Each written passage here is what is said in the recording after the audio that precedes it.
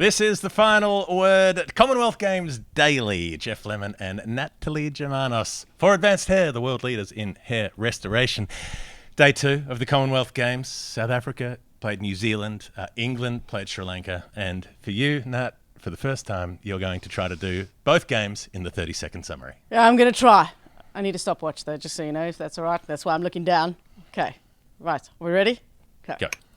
South Africa up against New Zealand. New Zealand were brilliant with the bat, making 167, which proved to be more than enough. A brilliant 91 from the experienced Susie Bates led her team to an excellent victory, despite an onslaught from Chloe Tryon and hit 3 fours and 3 massive sixes.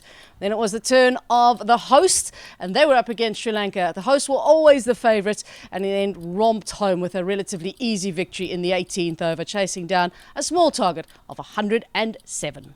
Beautiful. That's 30. That was bang on 30 seconds. Perfect for your first time, your first attempt. It's gone perfectly well. So, look, maybe let's just get this off your chest first. You're probably a bit annoyed with South Africa, the way they went about things today. Yeah, especially so when you look at it and you break it down, you look at it and you go, all right, they lost by 13 runs. Mm-hmm. 167 was always going to be a big chase, and they wouldn't be happy with the way they bowled. Mm-hmm. In particular, towards the back end, those last 2 overs went for over 30. They really did mess things up towards the end, because actually they had pulled it back nicely. Sophie Devine was so good up front, and they couldn't take wickets up front. But New Zealand never really got sort of away from them that much that they were out of touching distance. But unfortunately, those last couple of overs made the really big difference. But also with the bat, you break it down, they left 13 runs out there. I think they could have found those 13 runs somewhere. Certainly up top. But let's start with New Zealand's batting. So an opening partnership of 99. And it's not like Devine and Bates came out and bashed the ball everywhere. They were sort of ticking along at about 6 and over, thereabouts. They were, 99 from the first dozen overs when the wicket fell. And Sophie Devine was scoring quickly, but not in that kind of freakishly dominant way that she can. And as you say, it was later into the innings when Susie Bates really started to get going. It's curious with New Zealand because so much rides on those two as the openers. You know, their batting depth is not there, but South Africa were not able to exploit that lack of depth. They weren't able to get into that middle order where suddenly New Zealand start to look like a very ordinary team from about number 4 down, because everything got done by those up top. Yeah, it was actually kind of interesting for me. I found it fascinating to watch because of that very reason.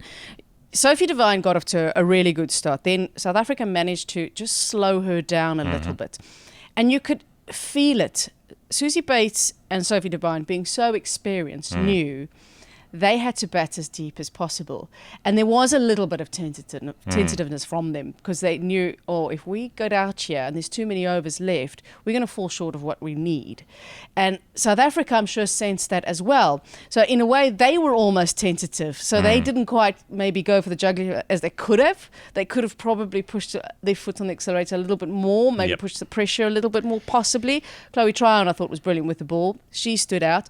But it was such a weird sort of tug of war because of the lack of depth within the batting lineup and the lack of experience. I really actually enjoyed that sort of that little battle, but it was because Susie Bates was there till the end that they were able to get enough on the board. That's exactly how it panned out. There was also the catch that went down off Bates. It was Ayabonga Kaka who dropped it off Malabo, was it? Who offered sort of a little half volley that was chipped away to mid-on. I think in the end. Yes, Delmy Tucker, that's right. Would have in the only over that she bowled today, and a pretty simple catch at mid-on that went down, an overhead catch that she sort of parried behind herself. But the fact that Bates was still there at the end, it was really reminiscent actually of I don't know if you remember Jason Holder bowling to AB de Villiers when de Villiers made the freakish, the 150, the 100 off 30 odd balls. And what kept happening was that de Villiers kept stepping outside off stump and kneeling down, and Holder would be hypnotised. It was like a snake. He was following the snake's eyes, and he would just follow de Villiers and bowl him a full toss outside off stump, and de Villiers would lap it over his shoulder for 6. Susie Bates did that 3 times. She got dished up full tosses from Shabnam Ismail and from Ayabonga Kaka in the last couple of overs, and they kept following her outside the off stump and then losing the Yorker and bowling her a full toss, and she would flip it over her shoulder for 4 or 6. And suddenly that total just shot up. She was on 60 odd, and the next thing you know, she's walking off 91 not out. I'm assuming you're talking about the AB de Villiers Wanderers innings, because there was twice he did it to Jason Holt. He did it in the World Cup as well in 2015, which was a phenomenal finish. And as you say, he's so good at that movement over the shoulder. Now, Susie Bates tried it a couple of times early on in an innings, and it didn't quite really work out for her. Yeah, she dragged a couple along the ground. Yeah, wasn't quite timing them. Yeah, but then she realised, all right, I just need to get into a slightly better position, which is exactly what she did, because South Africa then thought, all right, we'll just keep bowling it wider of off stump, but somehow she still managed to get far enough across to be able to still get it over that shoulder. And one, it shows her experience, but also obviously the confidence to actually play that shot. Highly doubt she wouldn't have practiced that in the nets. There would have been a lot of practice behind that and a lot of decisions behind that is the way to go, especially if South Africa are going to look to bowl sort of full and get it in that block hole at that stage. And she really did upset their line of length. It was superb batting, clever batting, and pretty brave as well. And Amelia Kerr run out off the last ball trying to scamper through for a bye. So really, they only took one wicket, South Africa, during the innings, one that counted. I suppose it ended up being 2 down for that 167. And then South Africa come out, and they've been doing this against England recently as well. They have Tasman Brits up the top and they have Annika Bosch, and neither of them can really get going quickly. They're not fast scorers in the power play. So they come out, they soak up dot balls, they find the field, they eventually get themselves out trying to force the ball over the top, but that's a few overs in. They were, 15 off the first 3 overs or 4 overs? Really finding it hard to score at the top. So by the time Laura Woolfart comes in, and by the time Chloe Tryon comes in a little bit later, there's so much work to do. I mean, Woolfart comes in with them needing 9.5 and over. Tryon comes in with them needing more than 10 and over. And she actually did the job for a while. She started bringing that the required rate balloons out to nearly 13. She brings it back down to 11, starts hitting some sixes and so on. And eventually gets sort of unluckily run out. Brain fade from Sune Least, really, who should have sacrificed herself to make sure that she was the one run out instead of Tryon at the non-strikers end. But it all comes back to there are so many dots at the top, and South Africa, they needed 8 and over, 8.5 and over when they walked out, and just didn't get anywhere near trying to keep up with that rate. Yeah, I think this is the problem that South Africa have at the moment. We have to keep in mind, obviously, there's no Marizanne Cup, which makes a big difference. There's no Dane van Niekerk, and the retirement of Lizelle Lee has just happened. Ideally, you would have Lizelle Lee opening up with Dane van Niekerk in this format, and then Marizanne Cup at 3, Woolfart at 4. Yep. And that is why Woolfart is at 4. Sure. And that lineup has worked. And in fact, she's even come in at 5 at times, and it's worked for South Africa. They tried it at the T20 World Cup in Australia, and it worked a treat. She never batted in the first 2. She wasn't required, but she came in and made a half century against Pakistan, and it was required at that stage. Since she's moved down the order, she's been striking at 170 moving down the order. That just shows you how that plan has worked. But the problem is, because there's no Dane van Niekerk, there's no Lizelle Lee, no Marizanne Cup, you don't have that quality at the top. It's now put so much more pressure on her coming in. And teams are starting to work her out now as well, because she doesn't like the short stuff. She doesn't like it short. She doesn't like it at her body. And we saw that today. The plans from New Zealand to Woolfart was absolutely spot on. Sophie Devine, Leah Tahu had it absolutely perfect. And as much as it maybe took a little bit out of Sophie Devine, she looked a little tired towards the end of that one spell, but it was so perfectly executed, and Woolfart couldn't get away. They had everybody back on the leg side. They were bowling short, so even when she did middle the pull shot, which was quite often, she'd find the boundary rider, they'd only score 1, the required rate would keep going up. And we interviewed Laura on The Final Word a couple of weeks ago, and she said that going down the order had been the thing that made her able to play T20 cricket. It sort of helped her figure it out. But like you say, at this stage, with the players they've got missing, surely your best players need to be facing as much as possible, and surely they need to be rethinking how this order works, because they're just not getting the service from the top. Yeah, I just wonder. Number 3 for me is quite crucial. I understand Tasman Brits opening with Annika Bosch. I actually think I don't have a problem with that opening pair necessarily, because actually it was Lara Goodall and Annika Bosch that's been opening for a little while. That she didn't play today. She got dropped with Sune Least coming back in. But Tasman Brits in this format is actually a really good player. She struggled in the ODIs, which I find interesting, because when you look at her, you feel she's probably a better ODI player, but yet her success has actually come in this format. For me, it's the number 3. And today they chose to put Mignon du Preez, which I thought was very interesting. Domestically, she's done well in that position. But for South Africa, she's only batted at number 3 once in 2019, and prior to that, 2016. And that's because of that top order I mentioned earlier. Obviously, they had a very strong top 3. But interesting move to put her in at number 3. it may be worth it and worth trying, but it didn't work today, obviously. She wasn't getting on with it. She needed to move things along, and unfortunately it just didn't quite work for her today in South Africa. But that for me is the crucial one, is either you're going to move Wolfhard up to 3, which is a possibility. I wouldn't move her back to opening. She doesn't feel comfortable there. Then keep her maybe not opening, move her to 3, or you're going to move Chloe Tryon up to number 3. Yeah, maybe give her the time, because once she got set, she started doing what Chloe Tryon can do, which is banging the ball over the ropes, hitting big and bringing that required rate down. And then there's a stutter, there's a miscommunication. Sunele starts running, stops, sends Tryon back, direct hit from Hayley Jensen, knocks the middle stump out of the ground at the non-striker's end. And that was the match at that point. There was no way. So even though Sunele's kept throwing the bat and kept scoring some runs, but it was one of those ones where it looks closer than it was. The fact that it ended up being a 16-run margin seemed more good luck than good management. Yeah, I think in that moment, whether there was a run or not is probably debatable. You can say, maybe Chloe shouldn't have come all that way down. You can argue that, absolutely. Sure. But it happened. So at that moment, the match awareness really was crucial, and Suneli's had to have known the best thing for me to do here is make sure I cross. Get Chloe Tryon to the safer end, because she is going so well. She was striking it beautifully. She's been in good form as well, whereas Suneli's hasn't been in good form. She was brilliant at the World Cup, but with the bat in this tour, she's really struggled. So I felt for Chloe Tryon in that situation, and obviously felt for Suneli's as well, because as captain, she probably felt, I need to lead from the front here. I need to make sure that I'm at the crease. And I think that split-second decision to stay was probably the wrong one, but I do kind of feel for it. It was a tough situation. Yeah, it was an impulsive, that's the impulse is to make sure that you're safe, but in the moment she needed to go. So New Zealand, they don't have their lack of depth tested. They get a win on the board. And then England come out and play Sri Lanka in what ended up being quite a curious game. So it unfolds as you would expect, with Sri Lanka batting first. They make 106. They struggle. Nobody does anything particularly of note. Catherine Brunt takes a wicket with the first ball of the game. There was a wicket from the first ball of Freya Kemp's spell. There was a wicket from the third ball of Eccleston's spell.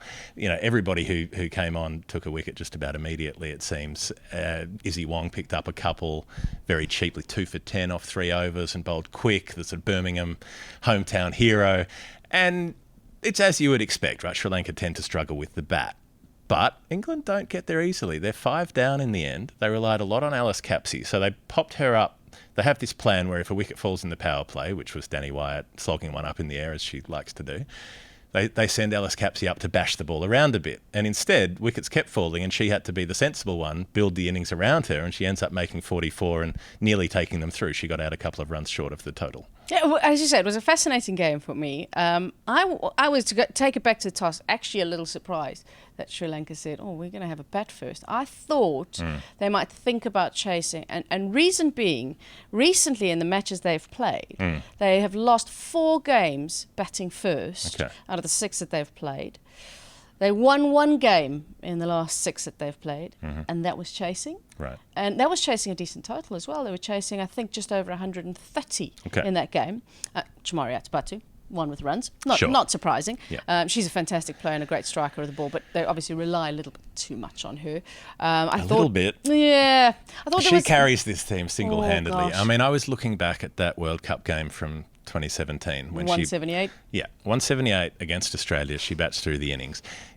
Wrap your head around this. She makes 178 from 143 balls, right?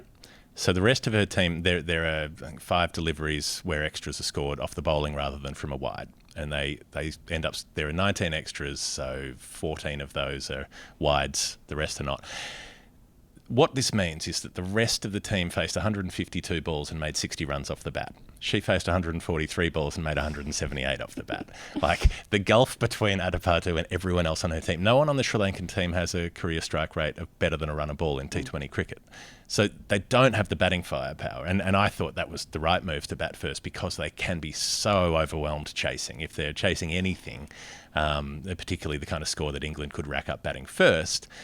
Whereas if you make England chase a small target, then they're not quite sure how to go about it. And they were tentative. There was like, do we push it around? Do we play a big shot? They did a bit of both. Occasionally would then play a big shot and would end up getting themselves out. So, Dunkley gets out pretty early, having a big slog and gets bowled. Nat Siver LBW, sort of trying to swing across the line. And it was this thing of making England uncomfortable. If you set England 150, I think they would confidently go after it. Set them 106, they go, ooh, what are we supposed to do?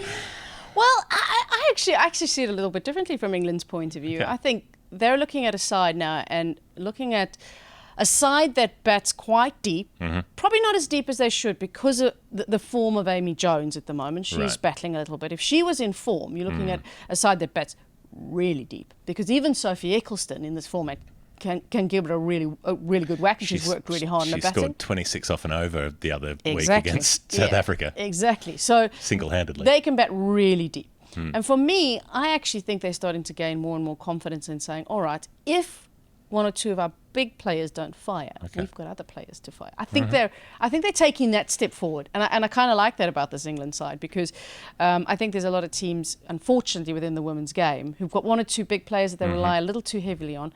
Of course, except Australia, they're not in that bracket anymore. Well, maybe they never have been, but they've got a lineup that you don't have to worry if one or two of your big players don't end up firing. They've got a few youngsters even they can rely on. They can take responsibility, and I think England are starting to take that step forward, and I kind of like that about them. I find them exciting. I just think from Sri Lanka's point of view, what is their strength? Their strength is their spinners. Sophia Dunkley's got a poor record against spin. We saw it tonight. She really battled against the spin. And it's quality spin, obviously. It's proper spinners. I think that they should have looked and said, our strength is our spin. How can we best utilise it? Okay. Getting runs on the board, they were always going to struggle if Chimari Atupatu doesn't make runs, which unfortunately tonight she didn't. So relying on one player there. Why not put your spinners in, see if you can restrict England, maybe to a 130 even, and then possibly chase it down. For me, that's the way that's the way I would have gone about it. Okay. And we did see England struggling against the spin. And obviously, like I said, it's quality spinners, and it's spinners that are very experienced. It does make a difference. It's not just any spin, because they didn't struggle against South Africa's spinners very much. Obviously, it's quite a gulf between the type of quality that you get from those spinners. Yeah, and using that used pitch that's make it getting a little slower and a little harder to score on. So India, Pakistan tomorrow. I'm not sure if that's on the same surface. Yeah, it is on the same surface. The first 3 games are on the one surface, and then, weather permitting, they'll move. I think it's about 2 pitches over, because the middle one is going to be used for the gold medal and the bronze matches, and that's a full turf wicket. Okay. So this one is the hybrid pitch, and the one that they're going to use for the next lot of 3 days is a hybrid pitch as well. Right. Okay. Final word, Hall of Fame. Time for that. The Hall of Fame is the most final word moment of the day. It's brought to you by Advanced Hair Studio. That's advancedhairstudio.com/final word. That's the landing page where you get 15% off if you want to look into the options for hair restoration. If you are having problems up top, they can sort you out. Things that were great today. Catherine Brunt playing her 100th match, T20 match for England, getting the special cap. It's her Commonwealth Games debut, and then she takes a wicket with her first ball, the first ball of the innings. Extraordinary. That was extraordinary.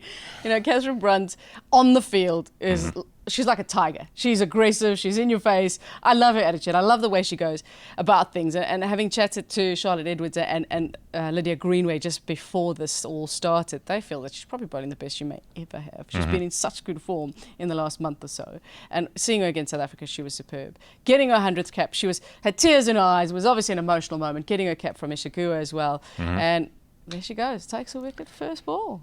Anything that jumped out at you today? Well, there's one thing that jumped out at me, and it was just a moment with Sophie Devine. It was great to see her bowling. I really enjoy watching her bowling. We didn't see a lot in the 50 over World Cup from her bowling.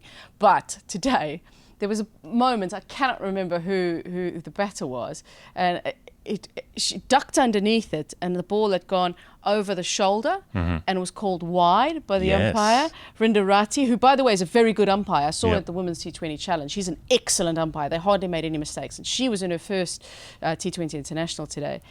And I remember her reaction. Sophie Devine was like, hey? Like, what? She had her arms stretched out and said, but that's just gone over her shoulder. How can that be called wide? Totally. Love the reaction. And this one frustrates me a lot. Umpires get this wrong consistently. The wide line is based on where the batter is as the ball's delivered. And so if you play a pull shot against a short ball, you turn your body, which means that it would have hit the player on the shoulder had she stood where she was. In the end, it sort of misses, but it gets called a wide. They often get that wrong when players are moving across. So read the laws, umpires. You're getting that one wrong. Last one for me was just seeing the team sheets pop up this morning and seeing the name of Leah Tahuhu on the New Zealand sheet. New Zealand cricket had to go crawling back. They sacked Leah Tahuhu a few weeks ago. Well, they got rid of Amy Satterthwaite, and they said, oh, well, you two are married, so you can both get sacked at the same time.